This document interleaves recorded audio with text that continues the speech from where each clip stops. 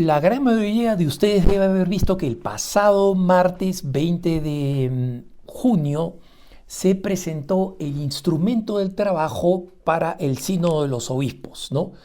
Como saben ustedes, el instrumento de trabajo o el documento de trabajo, conocido por su nombre en latín Instrumentum Laboris, ya es el último texto de preparación del evento en sí mismo.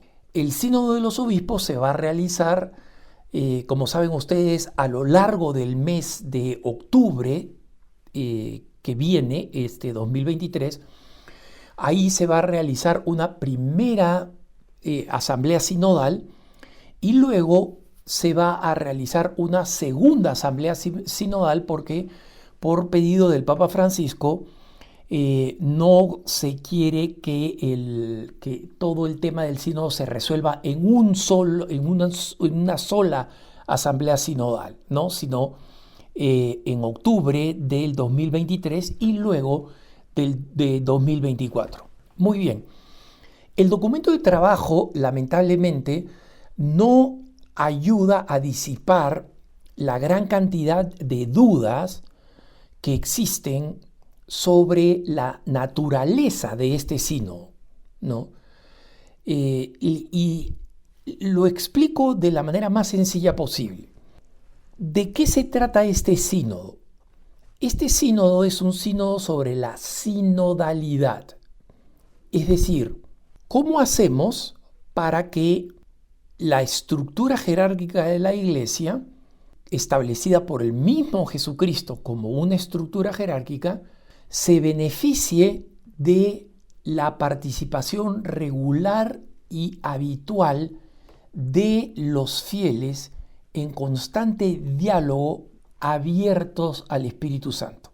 Entonces, los grandes promotores del sínodo, de la sinodalidad, explican que la sinodalidad no tiene que ser simplemente un proceso o un procedimiento o un evento, sino una forma de ser iglesia. Y, por supuesto, sobre esta forma de ser iglesia es legítimo conversar.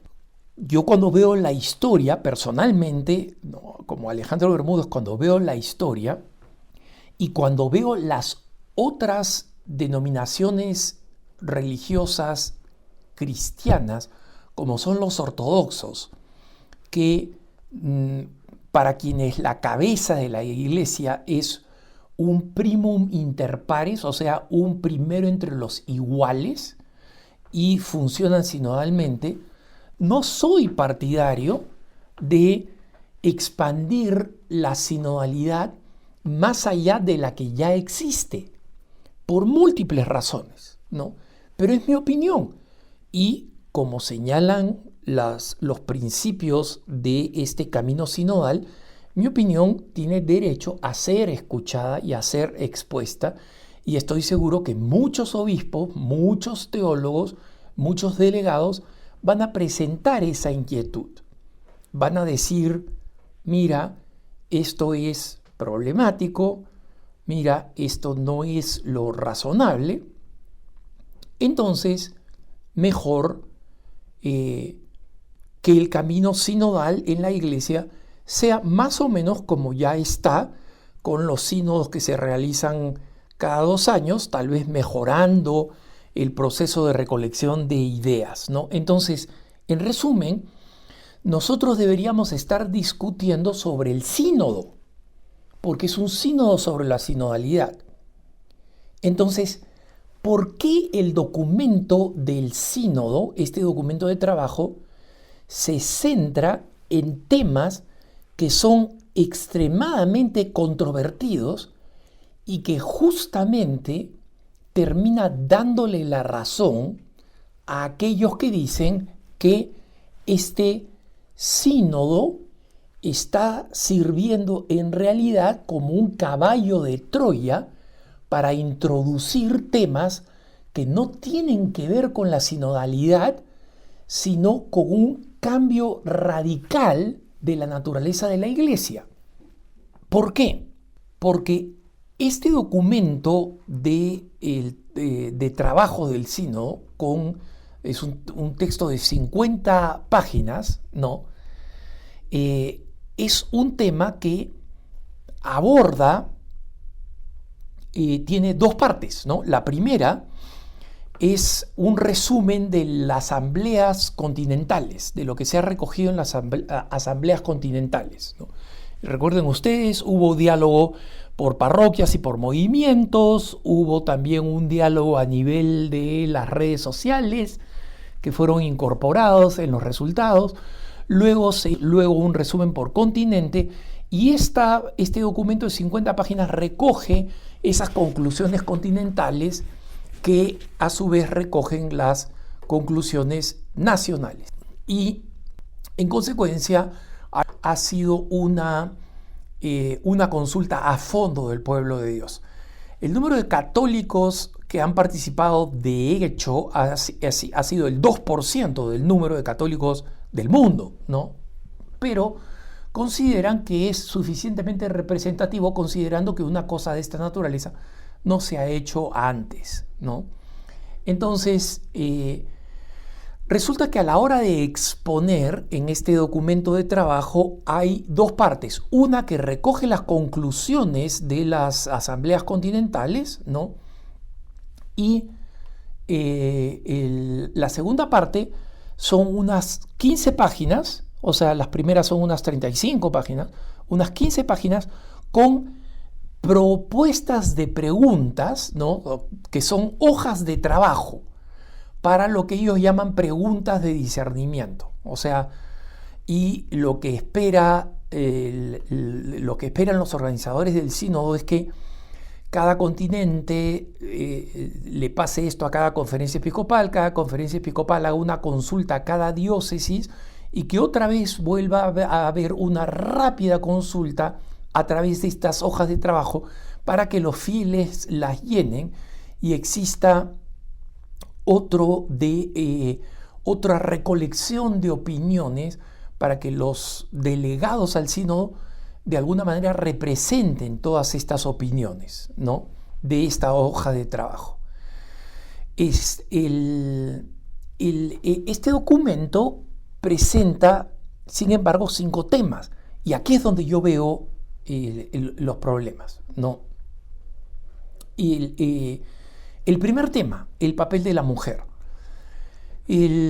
Por supuesto que hay que hablar del tema del papel de la mujer, cómo la Iglesia puede ser un agente de que la mujer, especialmente en las regiones donde existe todavía formas de machismo que denigran el papel de la mujer, la Iglesia puede ser un elemento, un factor de elevación de la dignidad de la mujer. Pero todo esto conduce a la gran pregunta: ¿las mujeres pueden acceder al diaconado permanente? No. Y todo esto lo sabemos, y lo sabemos por las discusiones que han habido en varios países, en Canadá, en los Estados Unidos, en Alemania especialmente, en los Países Bajos, donde la Iglesia está en proceso de pulverización, para decir que las mujeres acudan al diaconado, porque recuerden ustedes que el diaconado es ya parte del orden sacerdotal. O sea, el diácono es haber accedido al orden sacerdotal en el 3er grado, ¿no?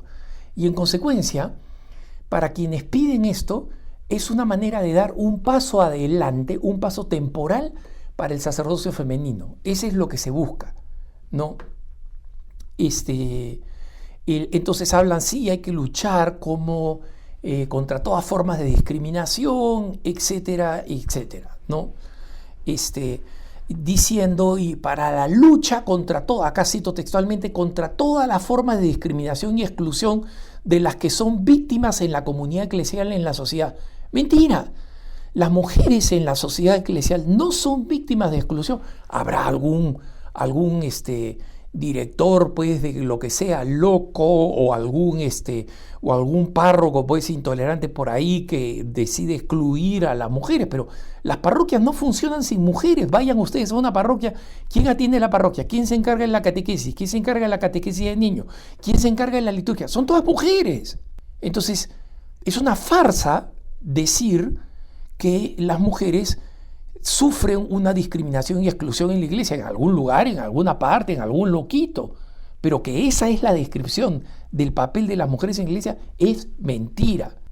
Y el documento, lógicamente, después de todo después de este llantito con violín, ¿no? Dicen lo siguiente, textualmente: la mayor parte de las asambleas continentales y la síntesis de numerosas conferencias episcopales piden que se considere de nuevo la cuestión del acceso de las mujeres al diaconado. ¿Es posible plantearlo y en qué modo? Hermanos, el Papa Francisco ya estableció 2 comisiones sucesivas sobre este tema y la conclusión es que no. Entonces, ¿por qué 4 gatos siguen insistiendo? Y esto termina en el documento del sínodo sobre la sinodalidad. Este no es un documento sobre la ordenación sacerdotal de las mujeres. Entonces, cuando nos cambian el sentido y el documento de la sinodalidad se vuelve en realidad una discusión sobre todos estos temas controvertidos, estamos mandando a la iglesia a una batalla. Y este es el tema número 1. El tema número 2 es el de la inclusión y atención a las personas LGBTQ+, que es como se utiliza acá, ¿no? Entonces, una vez más, la iglesia tiene que acoger a las personas que se identifican con LGBT, etc. Por supuesto, tiene que acoger a todas las personas. Pero, ¿qué significa acoger? Porque nos dice, hay personas que no se sienten acogidas. Muy bien, no se sienten acogidas porque en muchos lugares se las juzga mal, y eso es verdad, ¿no? En muchas parroquias existe una tendencia a creer que las personas que tienen atracción a personas del mismo sexo son malas por sí mismas, y este es un error. Y es algo que no significa estar abiertos a la acogida de estas personas que son miembros de la iglesia y que participan de la misma dignidad del bautismo que tú y yo. Pero, ¿qué cosa significa aquellos que no se sienten acogidos? Nosotros hemos visto el escándalo y la repugnancia de este grupo anticatólico feroz, vulgar, obsceno y lascivo que se llaman las hermanas de la perpetua indulgencia. Ellas no se sienten, ellos, porque son hombres, no se sienten acogidos por la iglesia. Pero sobre cómo acogerlos, ahí no hay ninguna pregunta. Ellos quieren que se los acoja en toda su perversidad, que se los declare buenos, que se declare que está bien que tengan relaciones homosexuales, que está bien que cometan actos de sacrilegio contra la Iglesia Católica y que las iglesias los acoge y los aplauda. Ahí no hay nada que discutir, ¿no? Entonces, ¿de qué estamos hablando? ¿Por qué estamos utilizando el término acogida sin ninguna clarificación sobre lo que eso significa, ¿no? El documento señala, el documento de trabajo dice: los documentos finales de las asambleas continentales mencionan a menudo a quienes no se sienten aceptados en la iglesia, como los divorciados vueltos a casar, las personas en matrimonios polígamos o las personas LGBTQ+, ¿no? Perdóname, alguien que está en matrimonios polígamos, ¿en qué sentido tiene que ser acogida? ¿En el sentido que se quiere arrepentir? ¿No? Y una persona que es LGBTQ+, ¿de qué estamos hablando? ¿De personas que tienen atracción a personas del mismo sexo? ¿O personas que están viviendo un estilo de vida llamado gay? Y que quieren ser acogidos tal como están, ¿no? Entonces, después en la parte de reflexión, ¿no? Y de las 15 páginas de trabajo existe la pregunta, ¿no? Se plantea las siguientes preguntas: ¿cómo podemos crear espacios en los que aquellos que se sienten heridos por la iglesia y rechazados por la comunidad pueden sentirse reconocidos, acogidos, no juzgados y libres para hacer preguntas? Hermano, ¿qué cosa quieres decir con reconocidos? O sea, cualquier persona que tiene cualquier tipo de situación o de problema es reconocido en la iglesia. Pero alguien que está en una relación polígama quiere ser reconocido, o sea, con varias esposas, quiere ser reconocido que está bien, tienes varias esposas, te reconocemos cuando va en contra de lo que dice Jesucristo. Alguien que está conviviendo sexualmente con una persona del mismo sexo, ¿no? O casada, entre comillas, civilmente con una persona del mismo sexo. ¿Qué cosa significa que sean reconocidos, acogidos, no juzgados? ¿Qué cosa significa no juzgados? Un momento. Aquí si una persona dice yo soy nazi y quiero ser acogida en la iglesia, ¿decimos también que sea no juzgado? No puede ser no juzgado, un racista. Acá cualquiera que va en contra de las enseñanzas de la iglesia no puede pretender ser no juzgado, porque el que juzgue es Jesucristo. Y que se siente libres para hacer preguntas, cualquiera está libre de hacer preguntas. La cuestión es si les va a gustar la respuesta. Y la segunda pregunta sobre este tema, en el documento dice, a la luz de la exhortación apostólica postsinodal Amoris Laetitia, ¿qué medidas concretas son necesarias para llegar a las personas que se sienten excluidas de la iglesia a causa de su afectividad y sexualidad? Por ejemplo, divorciados vueltos a casar, personas en matrimonios polígamos, personas LGBTQ, etc. ¿No? ¿Qué medidas concretas son necesarias para llegar a estas personas? Anunciarles el evangelio. Yo no veo otra forma. ¿Qué cosas están planteando? Entonces, acá otra vez se está planteando un tema tremendamente controvertido, tremendamente ambiguo, descrito de forma maliciosamente ambigua, ¿no? Y que además, regreso al punto, no tiene nada que ver con el tema de la sinodalidad. Acá venimos a discutir no si los homosexuales activos deben ser aceptados como cuales y deben recibir el sacramento de la iglesia. Estamos discutiendo sobre la sinodalidad, no ellos. El número 3, otra vez, el tercero de los temas es el acceso al presbiterado de hombres casados, ¿no? Entonces, miren ustedes cómo se plantea la pregunta sobre esta disciplina, ¿no? Es posible, como proponen algunos continentes, y lean acá la forma maliciosa con que este texto ha sido redactado, porque nadie puede decir que las personas con el nivel de inteligencia de los que han redactado este documento de trabajo, se les ha escapado lo que eso significa. Pero miren ustedes, ¿no? Como proponen algunos continentes, abrir una reflexión sobre la posibilidad de revisar. Acá nomás hay 3 condicionales.